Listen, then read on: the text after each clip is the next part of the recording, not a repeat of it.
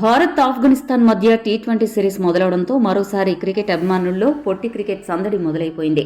ఈ ఏడాది జరగబోయే టీ20 ప్రపంచ కప్ టోర్నమెంట్లో అయినా భారత్ జట్టు ప్రపంచ కప్ సాధించాలి అని అభిమానులు బలంగా కోరుకుంటున్నారు.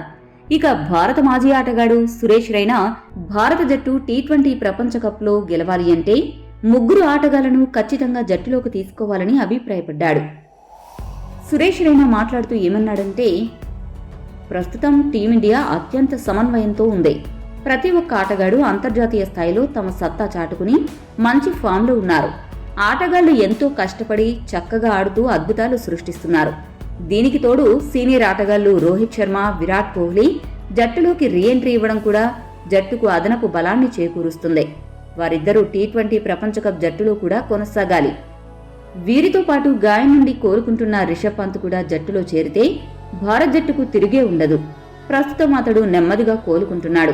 అతడు గనక ప్రపంచ కప్ టైంకి పూర్తిగా సిద్ధమైతే టీమిండియాకి తిరిగే ఉండదు.